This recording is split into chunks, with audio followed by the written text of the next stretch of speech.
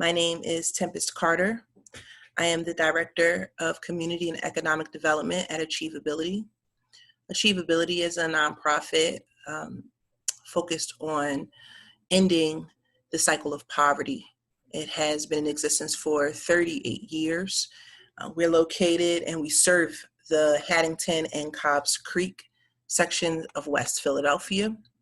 And Haddington is part of where this property is. So we put forth RCO meetings throughout the year so that community members are able to see what development is happening in their community, and they're able to have a say. They're able to learn about what the development process looks like, learn what is proposed for their community, and have the ability to help shape that. So you all taking the time out to join us and to learn about what's happening in our community is incredibly helpful and pivotal. We can't do this without you showing up. ACHIEVEability has multiple functions and multiple ways in which it combats poverty. We have affordable housing units and career coaching and a family self-sufficiency program in which we partner with families, single-headed homes, connect them to jobs, connect them to career services, and give them the tools necessary and partner with them to help them move out of poverty. We also have a community service office, which does everything from utility assistance. So we are currently helping people with utility assistance, rental assistance. We do free taxes for the community, and we'll be doing so up until July 15th. We have a workforce development program called Work Smart West Philly, in which we do career coaching and help with job placement. And we also work along the 60th Street corridor. That's a few of things that ACHIEVEability does in terms of helping the community and helping to push the community forward. We have a NAS subcommittee that helps to guide our community work, in which Kelly is a pivotal part of. She's the chair, and I'm going to allow her to unmute herself and talk to us about what this RCO process is like and what to expect.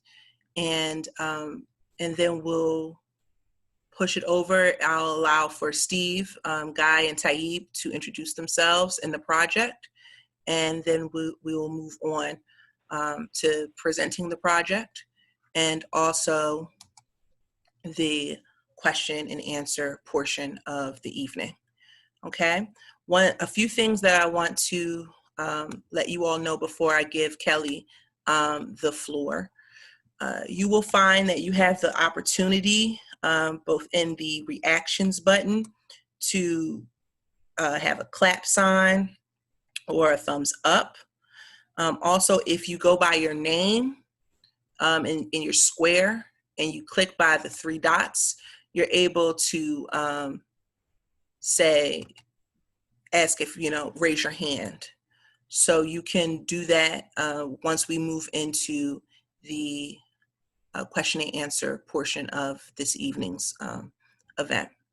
I will now turn it over to Kelly, and then we'll move forward. Thank you so much.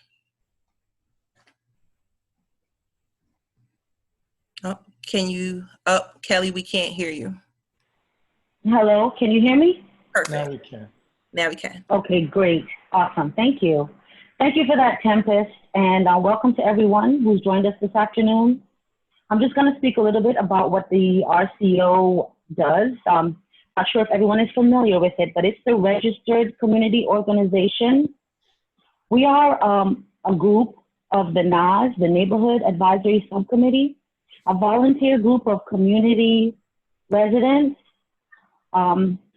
who work with ACHIEVEability and the Community Services Office. This branch, the RCO, works directly with the Zoning Board of Adjustment as developers, individual business owners within our advisory limits. One of the things that we do as a registered community organization is we listen to developers who are interested in developing properties or businesses in our communities, and then relate that to the residents that live here who may not have an idea of what's happening or what's going on. We want to make sure that they have a voice in the community and that they understand the different plans that the zoning board is proposing and individual developers or group of developers are also proposing to the places where we live, worship, work, and so forth. Mm-hmm. Thank you. Thank you so much. You're welcome. And thank you for your work on this and your guidance. I also think that it's important for you to know and consent to. We are recording this. We are recording this event right now, and it is streaming on Facebook. So for those who have different access needs, everyone doesn't have access to Zoom. There are people that have called in. There are also people that are watching this live on Facebook. So if you don't want your face to be seen, you can turn off the video that is allowed. But I wanted you to know that this is streaming live right now on Facebook, on the Achievability page, and it is also being recorded. So everything that happens, we'll be able to have a transcript and be able to look back on this in reference. And this is both an accountability tool for us, because we are here to serve as a vessel for your voice, for the community voice, and for our archives, so that other people who couldn't make it tonight can still have access to know what's happening in their communities, okay? So I'm still admitting some folks in, and they're right on time, but we will move on into the actual event and the proposed project of 53 North 52nd Street. So I will introduce the developers of the project, and I will allow them to speak and to share the screen and showcase what this project is about, what the use is, how they came about this plot of land and the project, and what their goals are for this project. And then we will move into a question and answer period. So I would like to introduce Taib Smith, Guy Loren, and Steve Bertel. So you guys can take it away, and whoever would like to speak first is able to. Would you like to open, Steve, or should I? Steve, you want to open us up? There you go. I was needed to be unmuted there.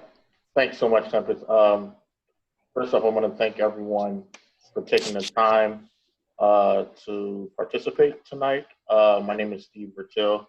I'm a counsel with Claire Harrison, Harvey, and Brandsburg, and I'm here, like Tempest said, with Taib Smith, who's a principal and lead on this project, and also with, it's actually going to be Luke Kovac that's going to be presenting with us. I don't know, I think I saw his name in here. Yeah, Luke's here. Yeah. Okay. So regarding this property, so I want to thank you guys. This is maybe my third or fourth Zoom sort of RCO hearing, and so far this is the most participants that I've seen. So that's a testament to this neighborhood and this community when it comes to paying attention to development going on in the area, especially now with everything that's going on in the world, the city, and your specific community. So I appreciate that. I'm going to take a moment to try to share my screen, and then I'll allow Taib to introduce himself more appropriately, since he is the principal and lead on this project, and he can tell you a little bit about himself and his background. Let me just Share screen here.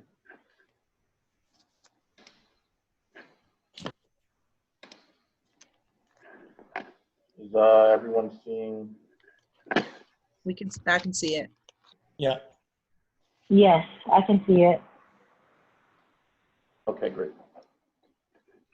So we're here to present our proposal for a development project at 53 to 59 North 52nd Street, which what you can see on this home page is this area here that I'm circling with my, I don't know if you guys can see my mouse or not. Are you able to see the mouse? No. No. No. Okay. No.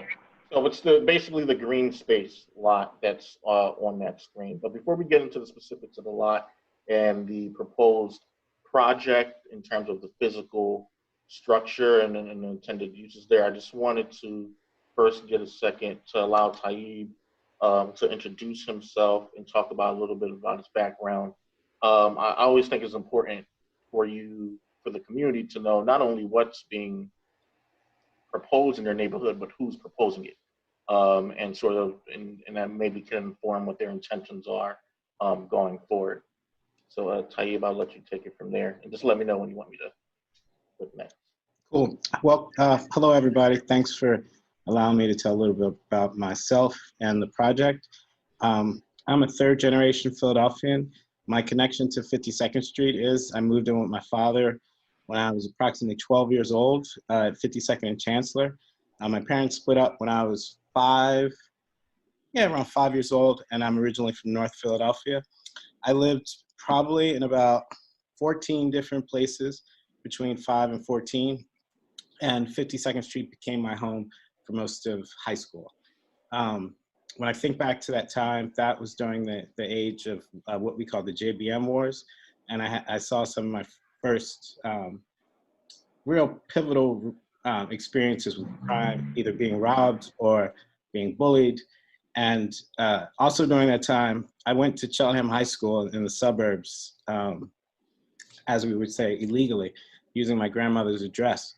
So I used to travel from the L to the subway to the C bus to Montgomery County twice a day for 3 years to get an education. So intellectually, I've always had a strong relationship with 52nd and Market. My dad worked on the 84 Jesse Jackson campaign, and I saw Jesse Jackson speak at 52nd and Market. I also remember Obama speaking at 52nd and Spruce in 2007. So enough about that. I'm a serial entrepreneur. How I came to that is a very untraditional trajectory. I got my GED when I was in the Navy. I was in the restaurant business for a few years. I became a music promoter, and then I had a relatively successful career in the music business. I was on the road with the Roots for a few years. I became an A&R. From there, I started a marketing company, and then I started a magazine called 215 that was popular probably around 2009, 2012 in Philadelphia. From there, my marketing company did pretty well, and I started making strategic moves to expand beyond my previous business. So I'm a founder of a co-working space in Philadelphia called Pipeline Co-working Spaces that's overlooks City Hall at 30 South 15th Street. Aggressive, I've always kind of been aggressive in regards to making deals or trying to partner with people who have skill sets beyond my own. So I came into co-working happenstance. Moving out of a space I shared with the Roots, I moved into a co-working space and noticed that my partner, who was a Korean American woman, myself being African American, were the only people using the space. The average age was 24 and everyone was white. But I saw that it was an emerging trend. Went to the most successful real estate developer I knew, asked him if I could get him involved in the idea. He told me it would never work. And then 2 years later, WeWork was very successful, and he got in touch with me, asked me to revisit the idea, ended up creating Pipeline. From there, created some other partnerships, and I have a company called Smith & Roller. You can check it out at smithroller.com. So our first project is in Kensington at 3400 J Street. that building there to the left. So it's 116 apartments with 30,000 square feet of mixed use commercial. And one of the first tenants is a concept my partners and I created called IFLab. If you go to iflabphilly.com, you can check that out. So that is a entrepreneurship hub and business services technical assistance concept. So in Kensington, that neighborhood has 51% unemployment. And I don't have to explain to you all the ramifications of people living in deep poverty who don't have access to employment. I'm very close to those figures because I was fortunate enough to escape poverty. I'm not wealthy, but most people would consider me hood rich. I would consider myself middle class by comparison to most of my white colleagues. And by that, I mean, in the United States, we have a wealth differential of 10 to 12x. So median household income in the United States, the average Black family might have between $1,500 and $3,500 in accessible cash or capital. Median white household, that's between 116 and 146.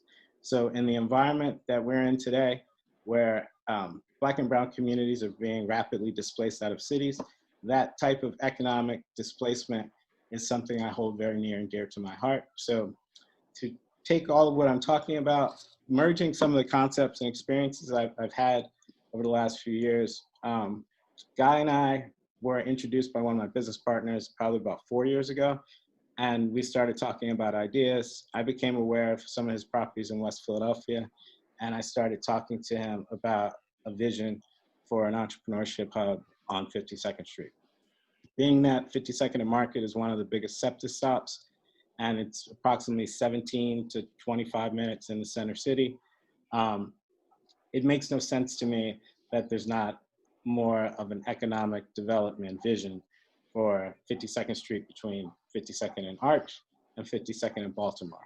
A guy will tell you that 2 years ago, I was encouraging him to look at that vision, and I think a lot of people thought something like that might be too complicated because of the number of business owners, both young and old, that you would have to get on board for a vision like that.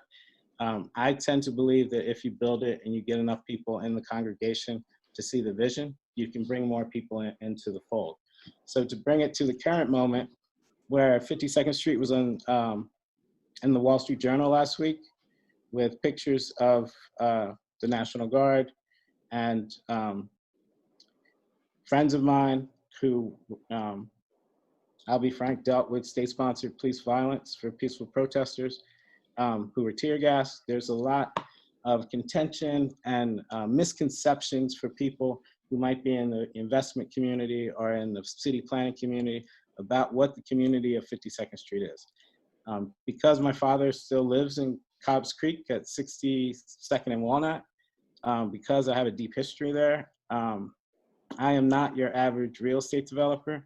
I'm deeply connected to Philadelphia, being a third generation Philadelphia, and I would like to take some of the success of the programming I've been fortunate enough to create and some of the lived experience I've had, and not just lived experience of positive things, but the lived experience of the harm of public policy that views Black communities through a pathology of what's wrong with us. And to be very frank, to quote my friend Andre Perry at Brookings Institution, the only thing wrong with Black communities is structural racism. And we start to change policies of structural racism and having a more humanistic, holistic view towards development in the Black community, I think we can solve a lot of the problems that we've been dealing with for generations. I could go on, but I'll stop there. Thank you so much. Guy, can you introduce yourself?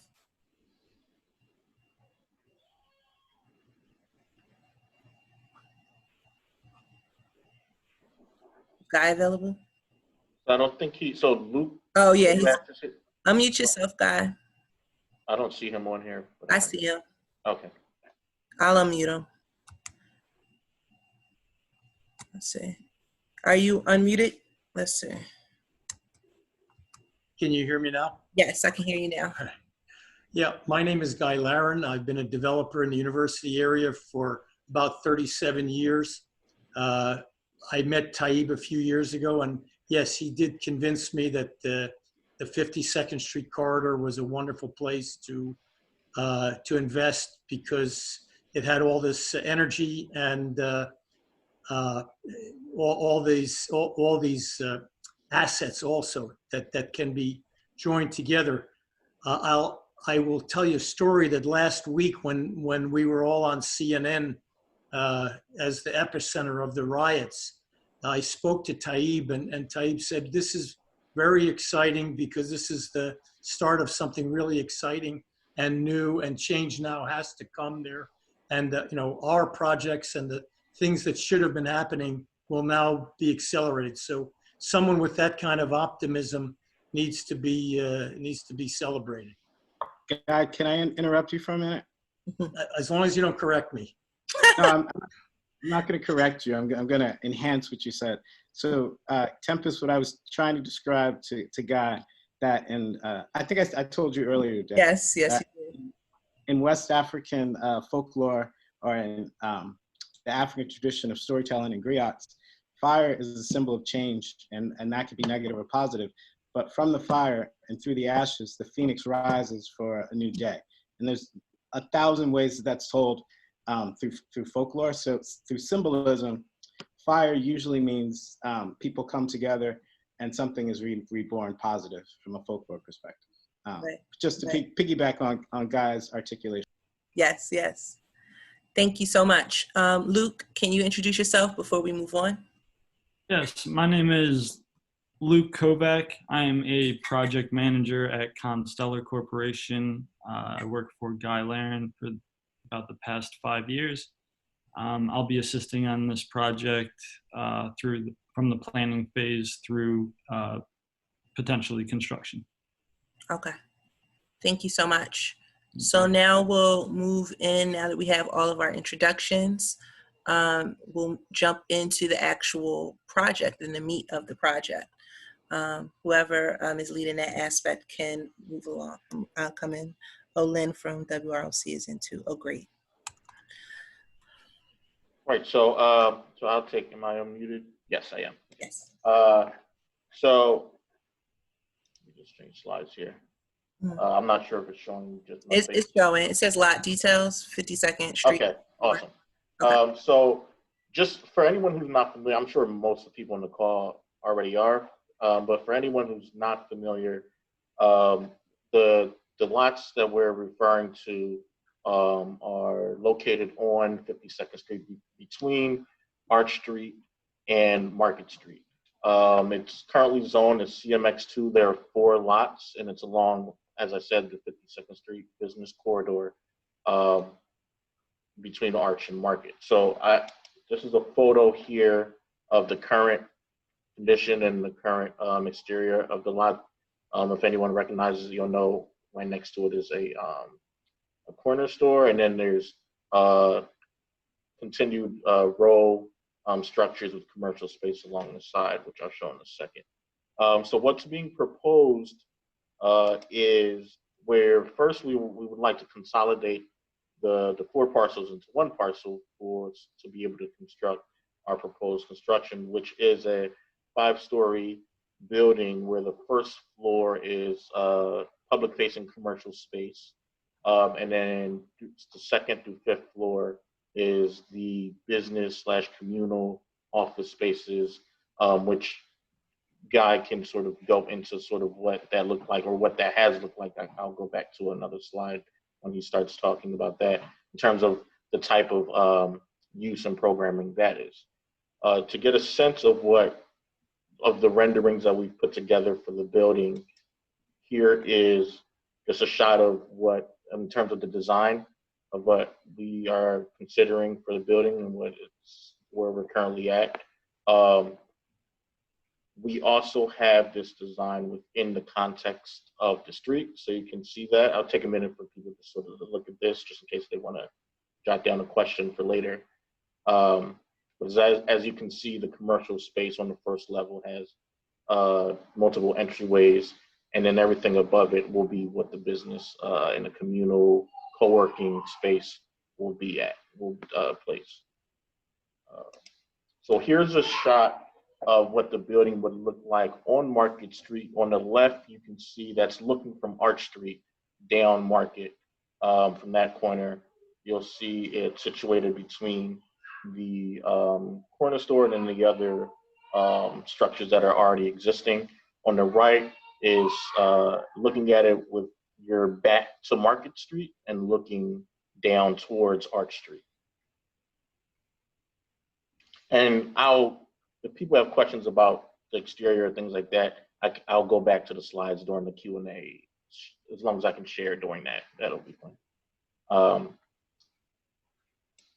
So this next slide is floor plan. So you can get a sense of what the interior would be like. As we said, there is a commercial space there, about 1,300, I believe 1,350 square feet. And then the rest of the first floor is the communal, working spaces and a courtyard. And then above it, every other floor is essentially the same floor plan minus the commercial space. It's entirely communal, entirely co-working space. So why do we need a variance? So the uses that we're trying to place in the property are all by right. What we need variances for are some dimensional restrictions. So the maximum height, and so as I said before, the property is zoned to CMX2. The maximum height typically allowable for CMX2 is 38 feet, and our proposed project is sitting somewhere around 50, 51 feet. In addition to that, the other dimensional variance we need is the rear yard, the variance from the rear yard requirement. Typically, if you're building like a single family residential home, your rear yard requirement would be 11.3 feet for something of this size or for these lots. We're not proposing any rear yard for this. Instead, as I showed before, we're proposing sort of a courtyard, which doesn't necessarily classify as a rear yard because the parts of the building that are structure go back to the rear property line, if that makes sense. So the variants that we need are all dimensionally based. It's just literally about how tall it is or how far back on the yard that it's going, not necessarily for the type of uses. So we believe that our proposed project, the structure, is not only compatible with the character of the neighborhood, every other lot on that block is CMX2s, so they all have commercial spaces on the first floor. So we want to match that with the commercial space that we have there. It'll be more substantial in size because we're consolidating the lot. So it'll have, it gives us more flexibility with the type of commercial spaces that can go there. And then Taib is going to speak a little bit about what the commercial tenant that's likely to be there under our proposal.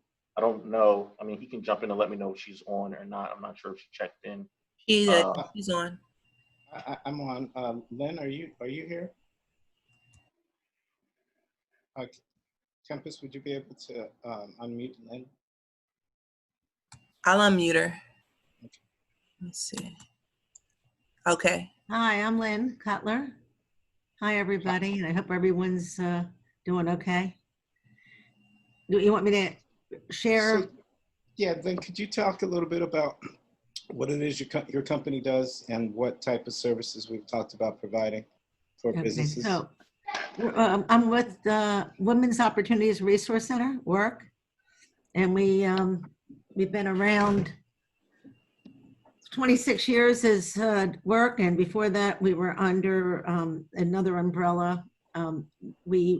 Our mission is to promote social and economic self-sufficiency, primarily for women and their families, and we do entrepreneurial training, microloans. We're also helping businesses buy their commercial property and savings. We actually started our self-employment training in mid-'80s at 5630 Walnut Street. It was the first time, can you believe it? Yeah, down there, long time ago. So these two guys approached me, Taib and a guy.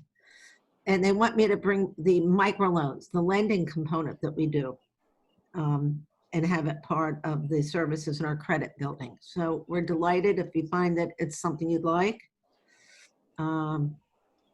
We also are located at 2010 Chestnut, so anyone's welcome to come there at any time. And the real estate, I think the new work that we're doing to help businesses buy their commercial real estate is part of the wealth building, asset building strategy. Might be of interest to some people in the neighborhood. Savings, we have an emergency savings program and a match savings program right now. The match savings, where you save and you get, we're doing it with United Way on that. They save, you get matched when you can go to a home or education or a business. And then we also are doing an emergency savings because it's not a lot of money, but we're trying to get people to have $1,000 of emergency savings. It is a lot, but it's not enough, you know, given what we've all experienced. So we've been here. We believe you need both income and assets to move up the economic ladder. Right. So clarifying question for me, just before we move on, are you proposing a satellite office for WROC, or are you, or is it kind of like a pop-up? I think they wanted us there maybe 2-3 days a week. Okay. So it's an ancillary service to what is there, and you know, we're willing to do what the community wants. Right. Thank you, Lynn. If I could just add to that, I added some links into the thread, the chat. So we have a program that has a contract with the Commerce Department that provides business services to entrepreneurs and businesses that are trying to get from their first location to their second. And that's called IFLab. So that programming already exists for us in Kensington, and we're looking to make this a second location for that programming, and to create an ecosystem where there's a holistic, almost mentorship system to find solutions for when people come into hurdles. As somebody who's been an entrepreneur, to speak frankly and not to speak pejoratively about a lot of programs in the city, I'm partners in multiple real estate deals. I'm a partner in 3 companies, and there's not too many services that anyone's ever been able to provide for me that weren't remedial. So through my own lived experiences, some of the programs in the links, like the Institute of Hip Hop Entrepreneurship, is a concept that we piloted with the Knight Foundation through a national challenge grant from 26 cities, 4,500 applicants, and we made it the 150 finalists to create that program, which was a 9-month accelerator using the language and history of hip hop to inspire people to start their own businesses. At the conclusion of that, 3 businesses got $10,000 to go towards that idea. And, you know, I would say out of the 24 people in that program, there's probably 6 or 7 of them that have functioning businesses, and most of them are still trying to be entrepreneurs. A Dream Deferred is another project that we did, which was an art exhibit, a documentary, and a touch screen technology apparatus that told the story of redlining in Philadelphia and basically how that affects economic inequality today. So to speak to the businesses we want to bring in, we want to bring our ecosystem. We want to bring people who might be working from home, who need to come into, you know, a modern contemporary co-working space where they can be in a creative environment with other people who are trying to grow their companies. And ultimately, we want to be a hub where businesses throughout the city either come to get technical assistance, come to participate in programming, or use the place as a hub for their business. And we believe that will create more eyeballs, of diversity of incomes, of diversity of industries, which will have a overall effect on the north side of the corridor. Thank you. So are there any other, we're moving into neighborhood benefits, perfect. So, I mean, Taib covered most of it, but this is just out, like he said, and after this, we can open it up to questions, Tempest. And I'll, like I said, I'll go back to any slide anyone needs. As you said, we see this as a contemporary commercial space. Everything he said is basically the mission of this project. That we saw that he's seen success and is still seeing success in the other projects that he has passed along.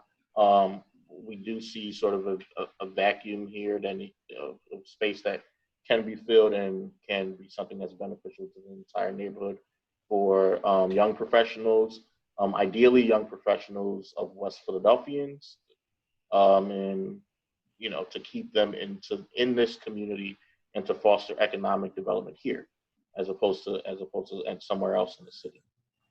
So that we'll open it up to any questions. Taib will likely can answer any questions in terms of like the use of the property, things of that nature. If there's any sort of technical questions regarding the building, Luke can answer those questions, and just ask me to go back to whatever slide you need me to go back to, and I'll do that. All right. And could you just, so that we are starting from like a neutral space, could you go back to the picture where it's in its environment, the building? Oh, sure, yeah. Yeah. And then if we need to go forward, to look at what the interior looks like again, we'll be able to do that. Give me one. Okay. All right. Let's see. So I will be the moderator for a question and answer period. Once again, you can look at reactions, or you can hover around your name or your face, and where it says 3 dots, you can press raise hand, and I will call on you. We just ask that we're all respectful, and that we don't take up a lot of time pontificating on one issue or another. If you have like a clear question or concern, we want to hear it, but we also want to get as many people give as many people the chance as possible to ask questions. So please no monologues, okay? All right, you can, we're still admitting people, so this is perfect. They're coming in at the right time, because we'll now be able to ask questions. So once again, if you would like to ask a question, you can either pose the question in the group chat, and I will ask that, or you can hover around your name and your face where it has the 3 dots and press raise hand, and I will call on you that way. At 6:50, I will pose a poll, and you will be able to say whether you support this project or not. Okay, so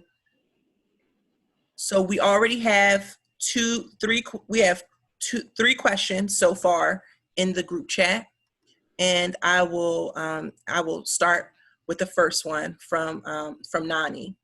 Nani, would you like to ask the question yourself, or would you like me to, I can unmute you? Okay. 1 second. All right, you're free to ask your question. Hi, Tempest. Can you hear me okay? Yes, I can hear you. Okay, so for those of you who don't know, I work down the street at Blackwell Regional Library, and from what the questions our patrons ask, I think there's definitely a demand for co-working space. So my question is, will it be the standard WeWork services, or will there be any adaptations to really address 52nd Street and support West Philly? Okay, so excellent question, and this goes to something that Guy and I have talked about probably for about 1.5 years. So this is actually an entrepreneurship hub, not necessarily a co-working space. So at my space in Pipeline, you're basically getting concierge service. You're paying for space, and you're a member there, but the staff doesn't really have anything to do with your business, and we don't provide any business services. So we're attempting to put under our umbrella multiple organizations that have an eye towards servicing West Philadelphia, whether that's from an economic perspective, whether that's from a health and wellness perspective, whether that's from government offices that make elderly people take public transportation all the way downtown, when they should be servicing them on their corridor. In no way is this related to WeWork. I mean, WeWork was something that, to be frank, ballooned the co-working model. So I have data that at different times during the year, 2 years ago, WeWork had as many members in 3 spaces as we had in 1 space. And they might have 3 spaces at 20 or 30,000 square feet, and we had 1 space of 20,000 square feet. And to go to everything you read about them and the way they were financed, that was a model that was about market share and was actually accelerating gentrification, where we genuinely are trying to service people at a price point that has an economic development benefit to the corridor. And by that, I don't mean necessarily displacing people, but providing services for the community and for people who already live in close proximity there, but they might be going to University City. I say on repeat, like a refrain to Guy, that it just doesn't make sense to me that I can't, go to an independently owned restaurant that has contemporary service on 52nd Street, or like there's not a coffee shop like I used to go to in the 90s, like a Crimson Moon, or like Good Karma, or Lou's coffee shop, Franny Lou's in Kensington. Right. So yeah. Okay, perfect. We have another question from the group chat, and then I'll go to Melissa Robbins and Mark Harrell, who asked a question via raising hand. Great job with the questions. This next question is about the cost. So Aisha, would you like to unmute yourself and ask the question, or I can ask for you? That's fine.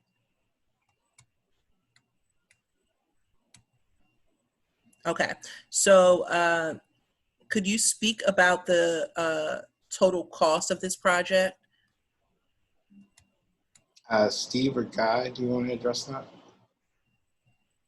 Yeah, I'll have to. Am I muted here? I don't have the numbers of the total cost of the project. I mean, I can talk to Guy and see what numbers we can circulate to Temp. I can't remember if he said he were going to post this somewhere that we can circulate, but I don't have the raw numbers of the total cost at this time. But as I said, I can check with the Guy and see if we can send something to Tempest, and if she's going to post this, or I'm not sure where you. I can make sure to post it if you don't have a clear breakdown right now. I can post it to the Achievability page. However, it would be helpful if there's around a ballpark figure for where we're thinking. Luke, have we done any bidding for the building yet? We have not done any bidding, but I mean, I could give a very rough number based off of per square foot cost. Okay. The building is approximately 27,000 square feet.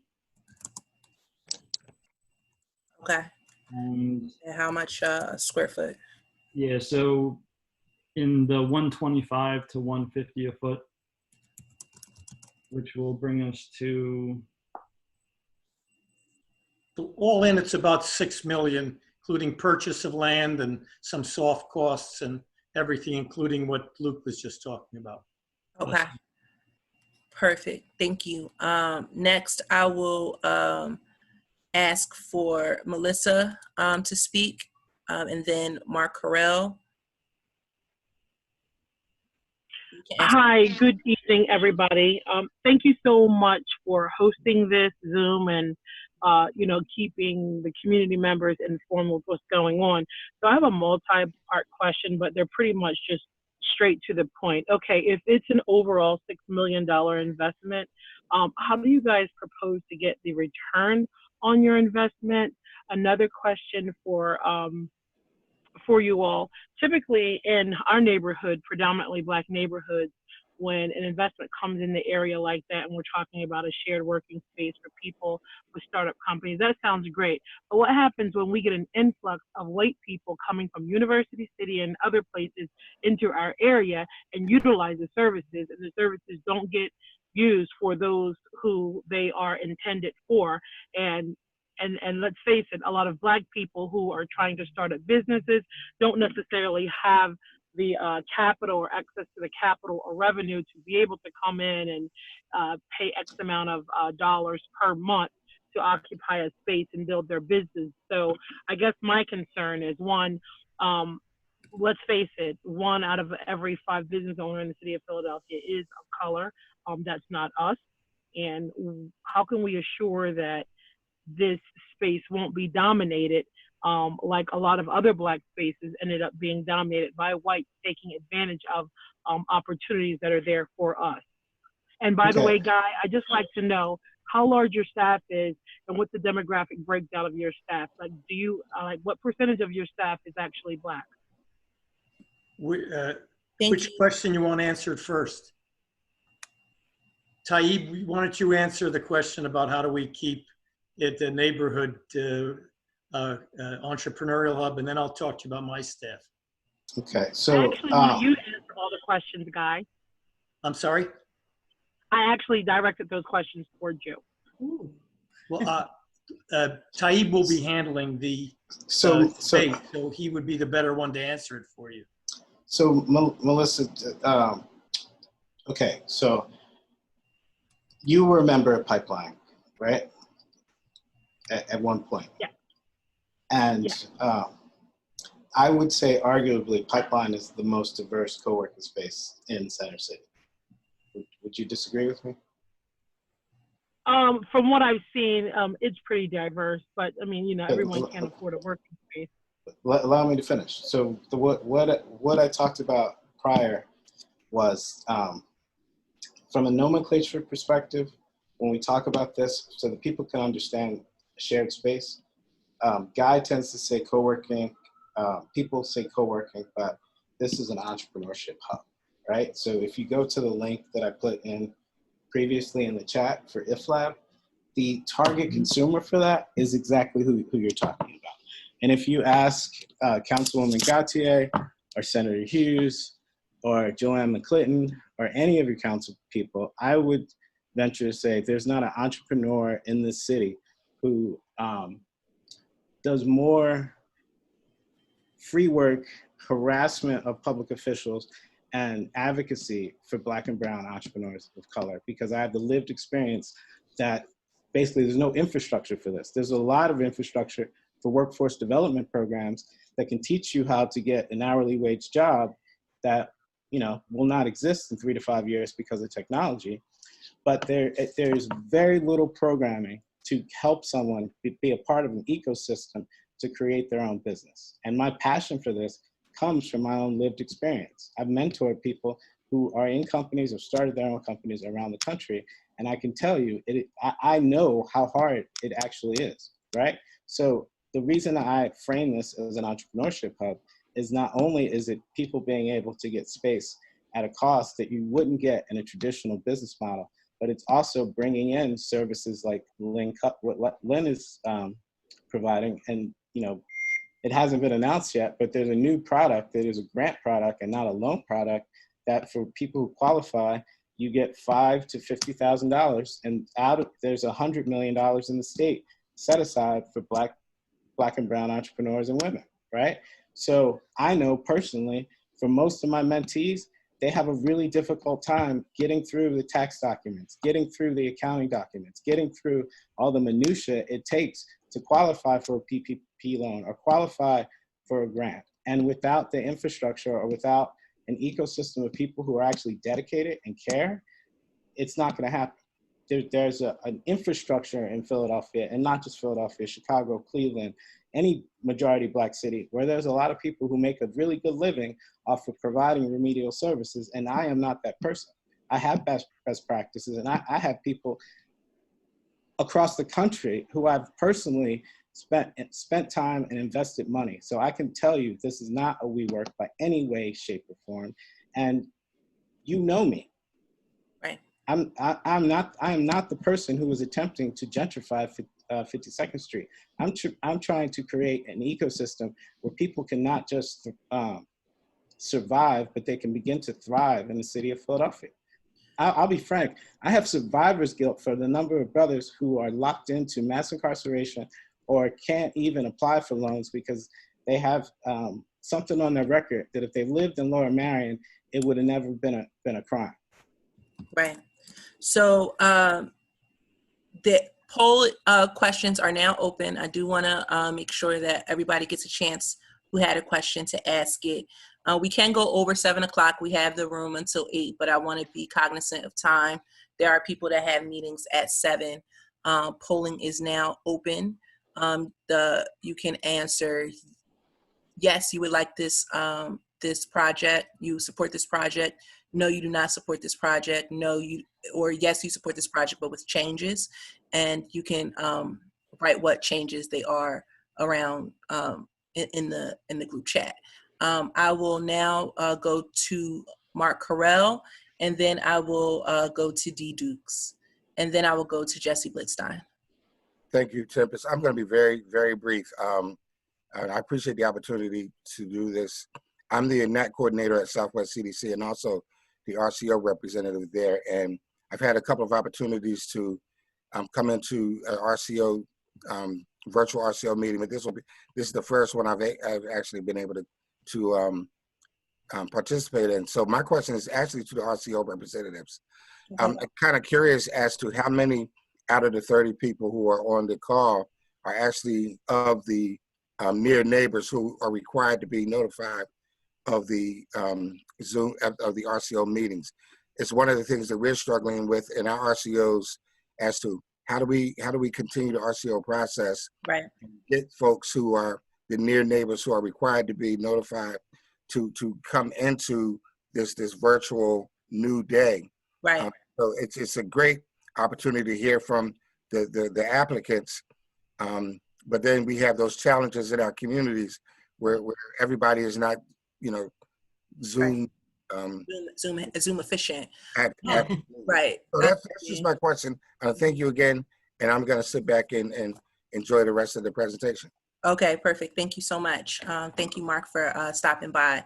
So the ways in which we try to, I don't have a clear understanding of how many people were from the exact blocks from around and who is West Philly in particular, in specific, though I can make another poll and ask. First, we did not do a lot of promotion. We allowed for the developers to speak directly and send the letters directly with the Zoom link directly to the people that they petitioned. So they got the information first. We didn't start to even make an event page or promote widely until today to make sure that we didn't upset the balance. And when we did promote, we only promoted on West Philly specific pages. So it didn't go to the Inquirer or go out to the general community, but it went to people from the 52nd Street group, to the Enterprise Center, to Cobbs Creek Neighbors, to the library, people that often work or live or use 52nd Street. So I can get a breakdown in the comments around where people came from, and I'll talk to you more offline about what our process was. So moving forward, I would like to let Ted Smith speak.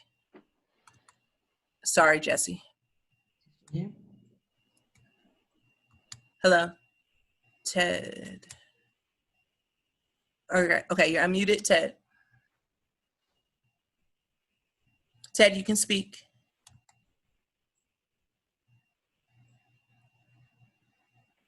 Ted, you can speak. It won't let me speak. I'm trying to talk, but I hear you now. I can hear you. Okay, great. Good evening, everyone, and thank you for hosting this event. I really appreciate it. I think this is an excellent idea. Next question is, I live right up the street from where we're talking about, so yes, this kind of does affect me. My question is parking. Will you guys be adding any additional parking into the mix?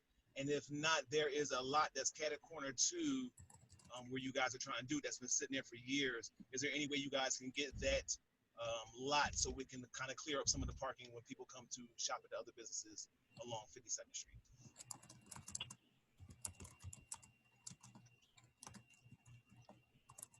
Tempest, can you read the question to everyone? That question was about parking. Will there be any parking provided? And there is another vacant lot close by, and he wondered if that could be used for parking, or could it be cleaned up? Do you have any cleanup options for the other lot? Not the lot that you're building on, but there's a lot, I believe he said, on the back end, because there's not another lot on that page. We're Caddy corner.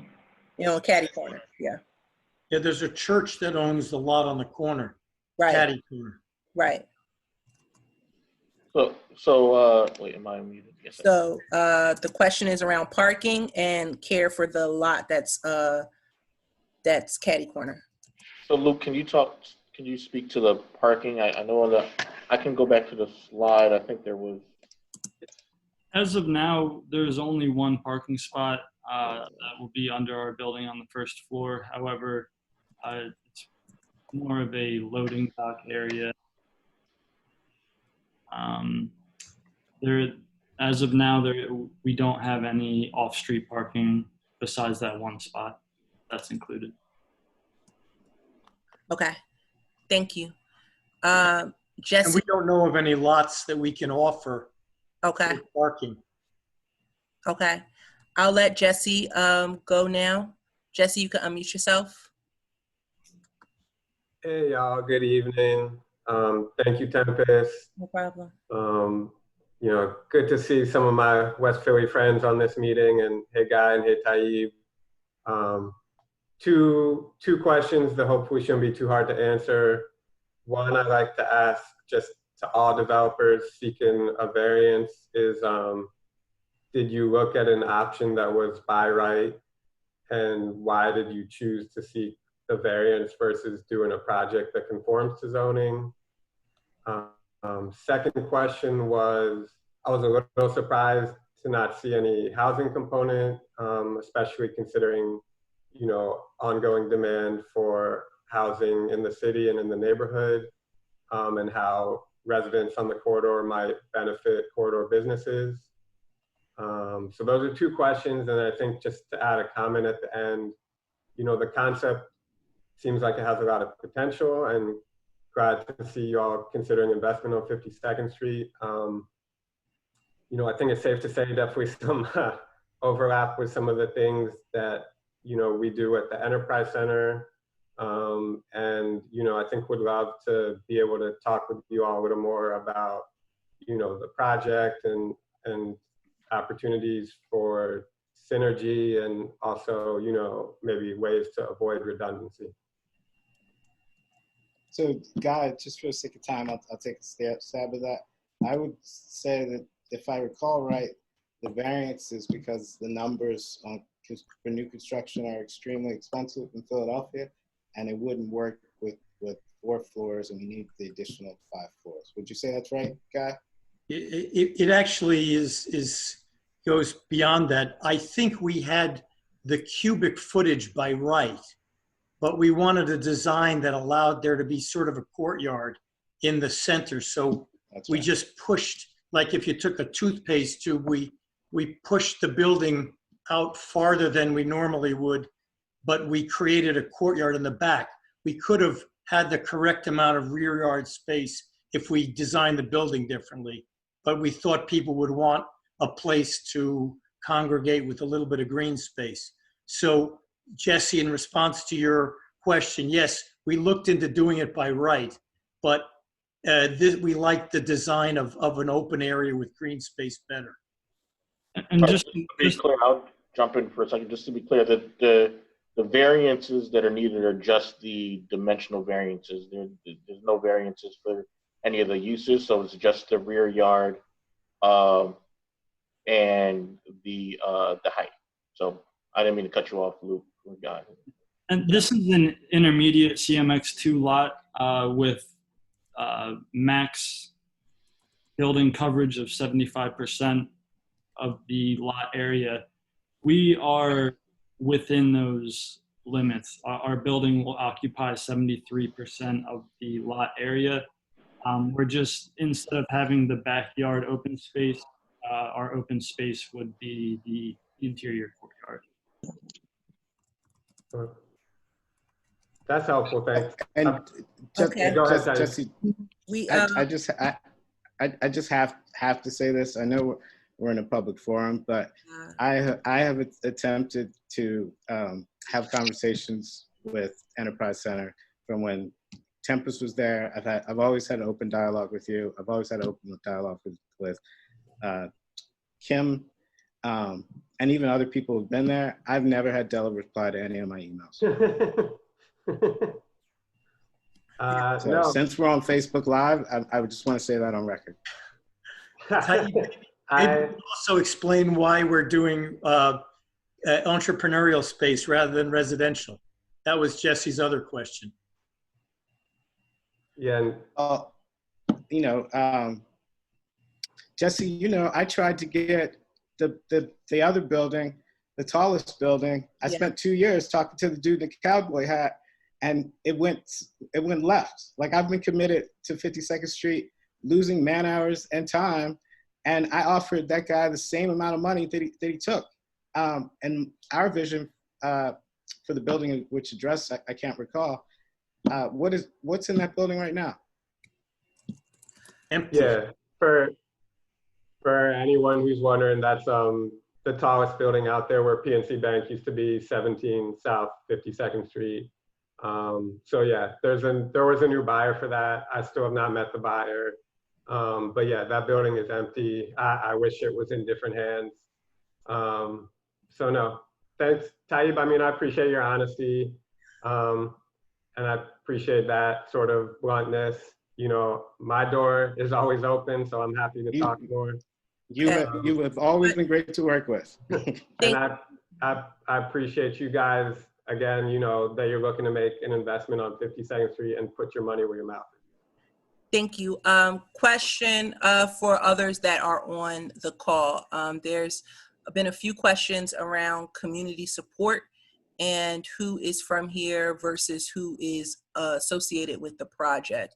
If you are from the general area that touches 52nd Street, can you please put your zip code in the group chat so that we get a general? You don't have to put your address, like the number of your house number, but if you could put your zip code and your general area. So for instance, I'm 48th and Pine, 19143. Okay. Good idea. Thank you. Everybody, please do this so that we get a good idea. That way we can tell. Mm-hmm. Yes, that this way we can tell who is from the community, and who is okay. It'll help. Thank you so much, everyone. We're not finished yet. We have a few more questions, and I do want to make sure that everybody gets a chance to ask their questions and move on there. Okay, so I think we might have forgotten about D Duke. Yes, D. Yeah, I've been trying to talk for a little bit now. I know. I'm so sorry. Thank you for your patience, D. No problem. Hi, good evening, D Dukes. I'm from the Winfield section, but of course, 52nd Street, that whole corridor and that whole entire area, I use it almost exclusively to get back and forth for work purposes and other purposes as well.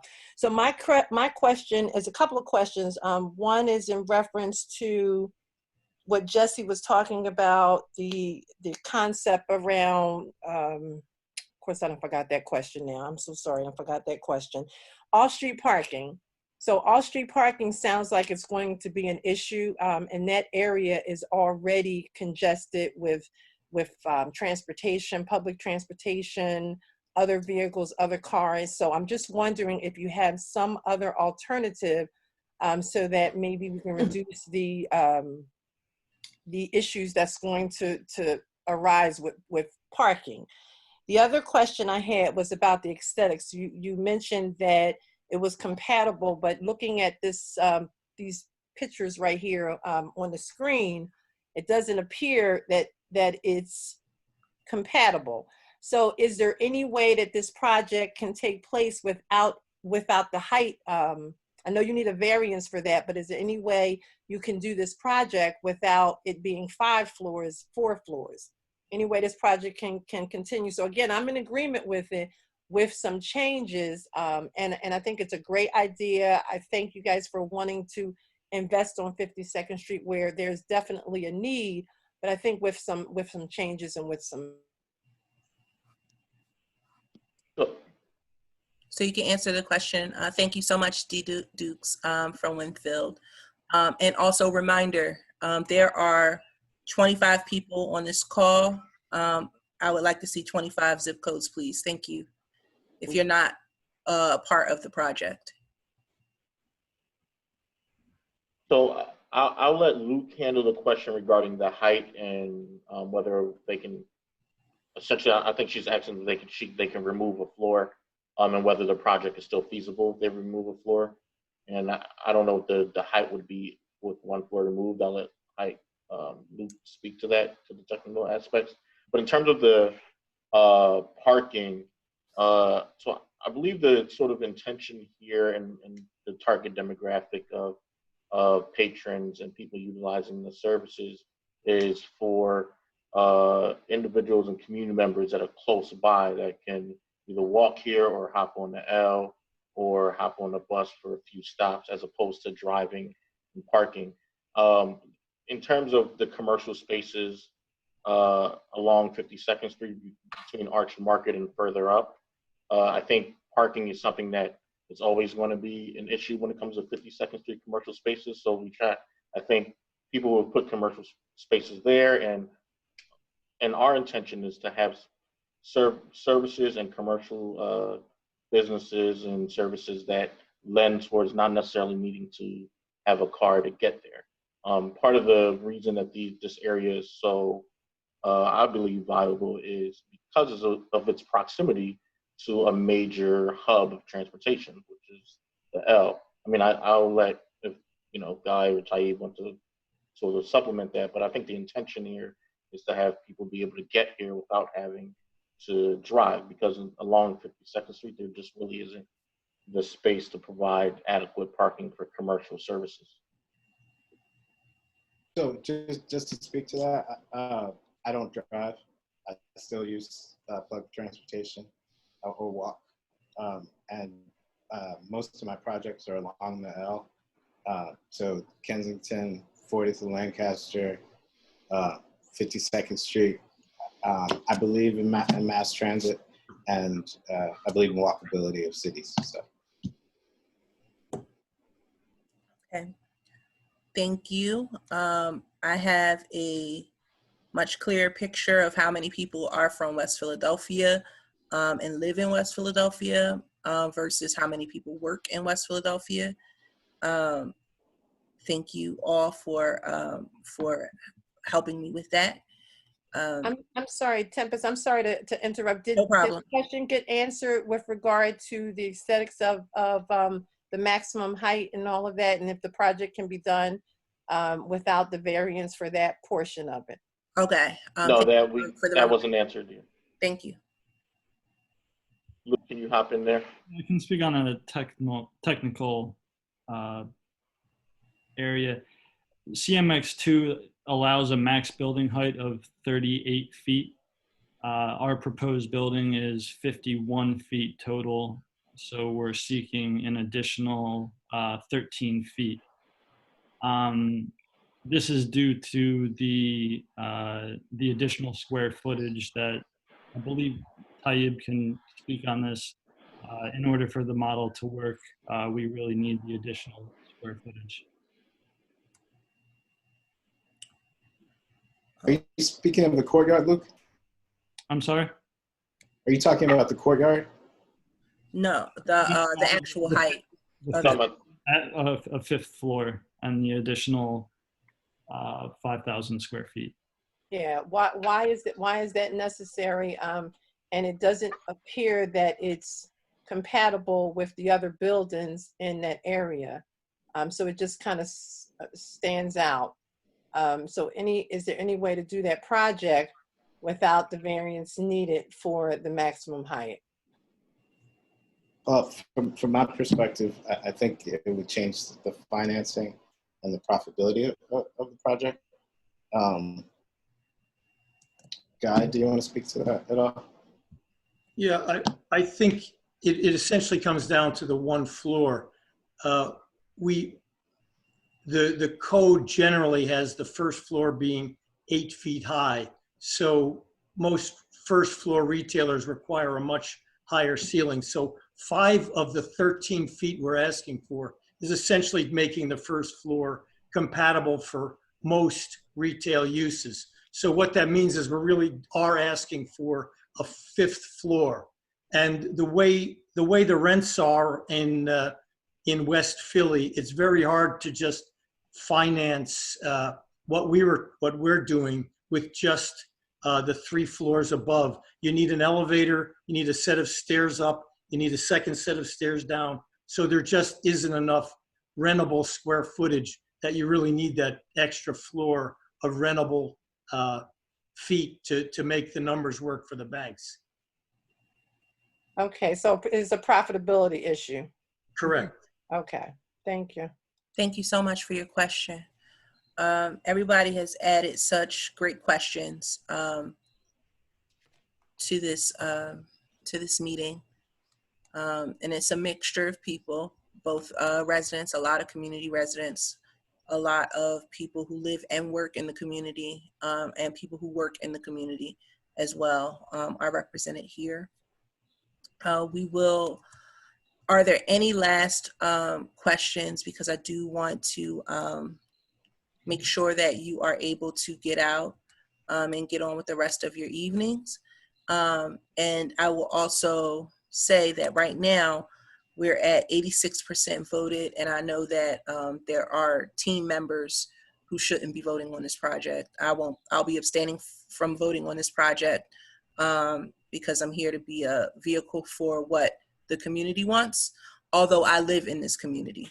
I have on my RCO hat today, so I'm not voting, even though 52nd Street is the corridor that I live closest to. So I just ask that everyone who lives in the area and uses this corridor, or uses this corridor, if they have not taken part of the poll, for them to please do so. And I think there was the last question. So there's what's the project timeline if it were to move forward? And we understand in the in this new COVID era, everything timelines are pushed back. The ways in which we are able to congregate are changed. So with that, under the new circumstances, where are you thinking of in terms of the pipeline of the timeline? Luke? And then our last question will be from Sarita Lewis after you answer this. As far as a project approval timeframe, we could expect probably 3 to 6 months on the L&I side, the design and L&I side. As far as the construction turnaround, somewhere between 9 and 12 months. Okay. So maybe like 20. Just to also to speak to the last, kind of piggyback to the last question around profit on a project or the margins on a project. So our project in Kensington that was supposed to be done in June, I found out in March at the beginning of COVID that it was $1 million over budget. And I had a meeting this week and it was just dropped on me that it's like $500,000 to $700,000 over budget. And to Guy's earlier point, or the conversation we had earlier this week, when in talking to banks and the perception that people might have of the corridor, we really need to create a vision and galvanize some energy because it's not just us that needs to believe in this, it's the capital markets that needs to believe in this. There's other aspects of this project that we have to deal with, the bureaucracy of City Hall and the Land Bank and a bunch of other people.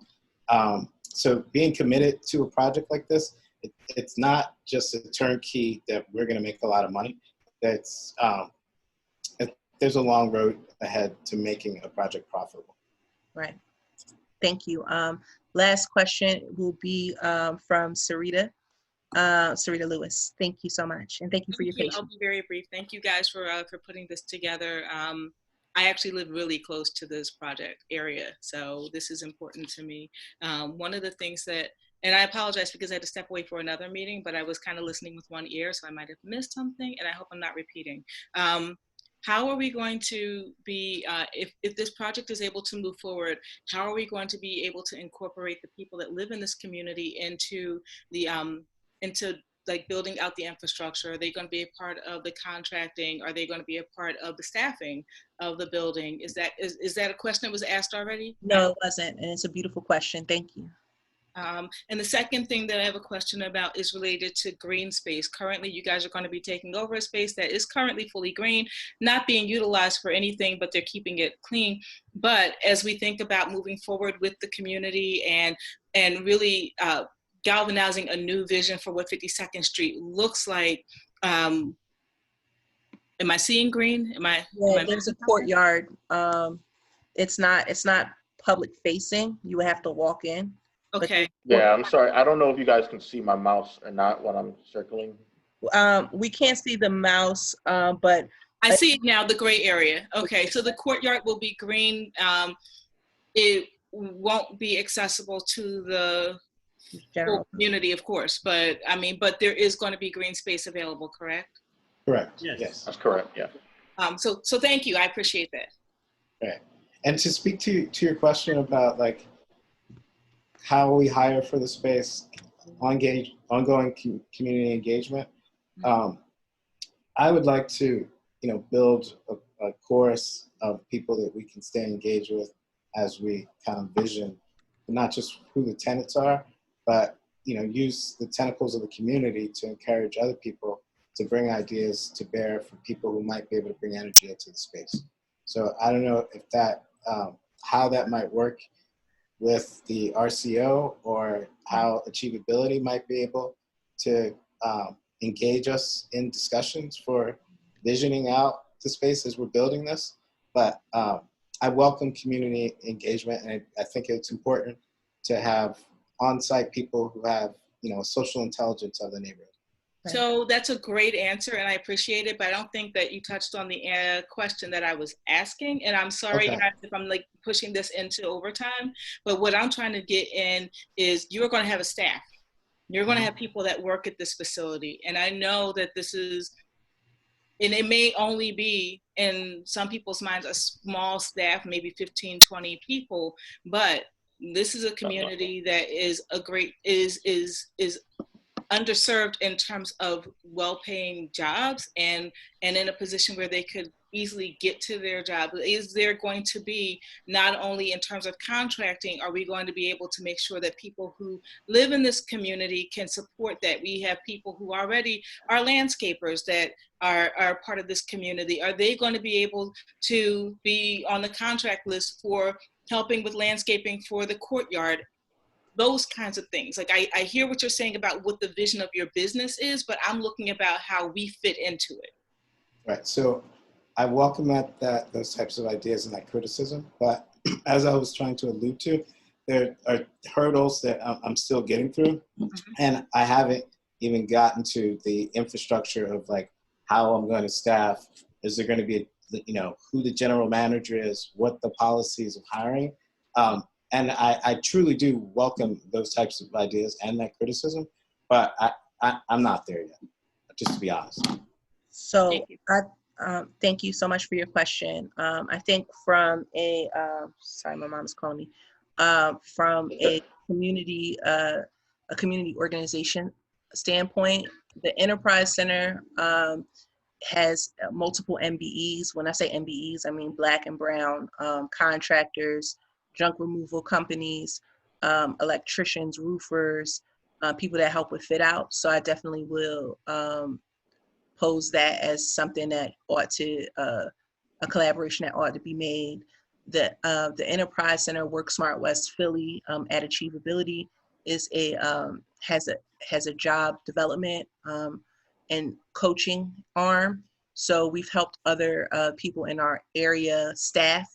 So we would definitely want to help that. I think there's going to be a larger collaborative here, and that's not, that's just in general. If we're working and doing any sort of project work in our community, we want to make sure that there's multiple community benefits and agreements that are made and collaboratives that are happening.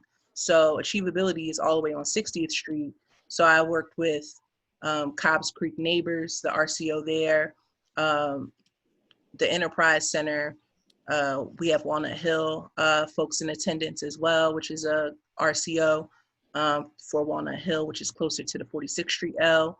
I think that having a web of support is going to make sure that, and you all coming to things like this will help make sure that that the community benefits are evenly spread around the community and to whom they need to be given to. Okay, so that's just general.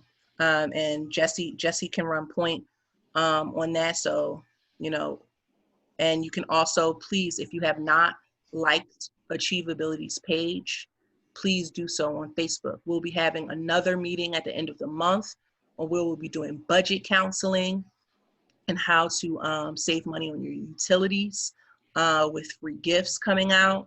We'll be doing more community meetings. This has been our first attempt at this, and it was well attended. At its max, we had 32 people in this meeting, which is great. And they were all either people who lived in the community or lived and worked in the community or worked in the community. So that's really great.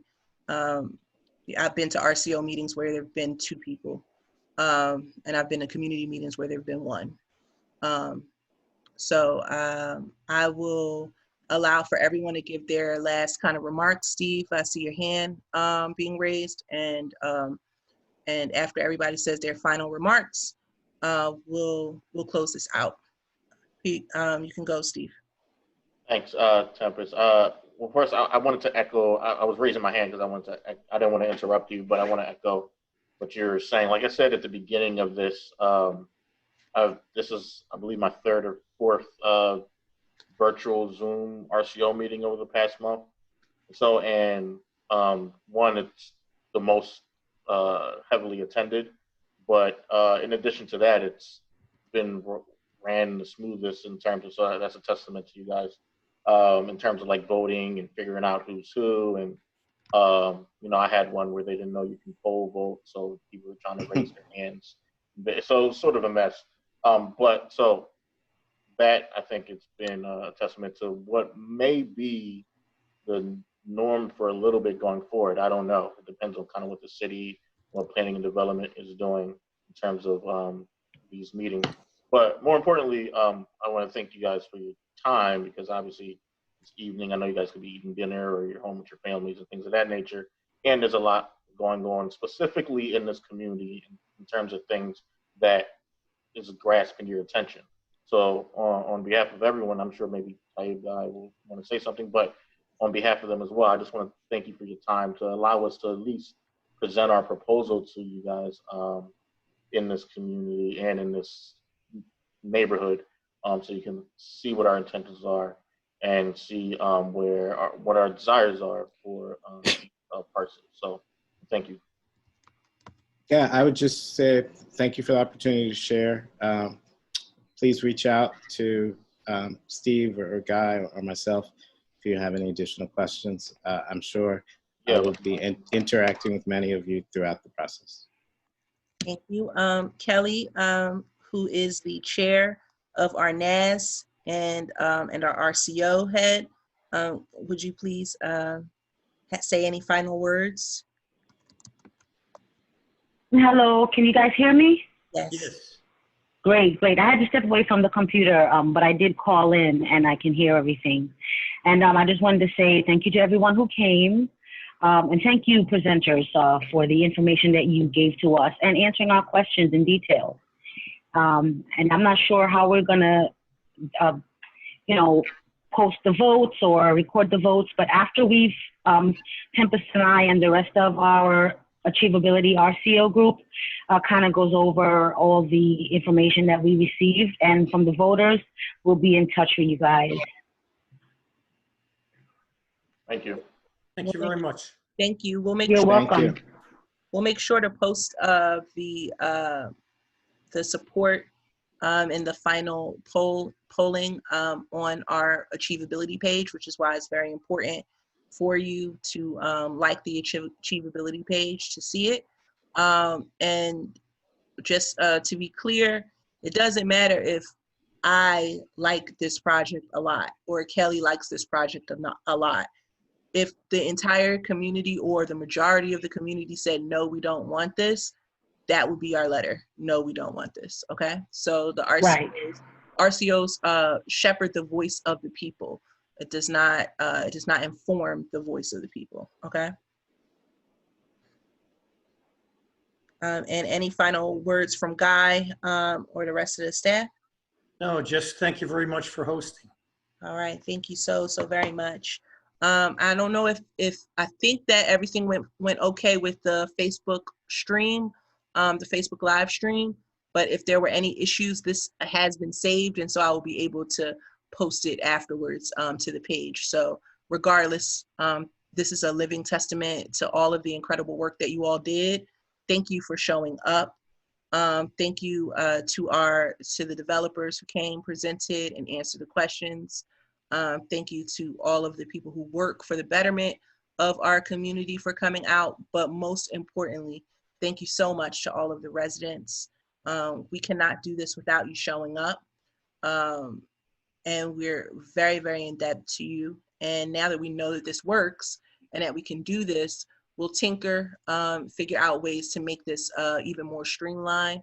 Maybe there'll be another poll question in the asking for what your address is, and for our next RCO meeting, we'll do this again. So please look out for that, and we'll do it with some more time for you to come in terms of promotion of it. So thank you for a lot of people who learned about this at 3 o'clock and came anyway. We really appreciate you. Have a great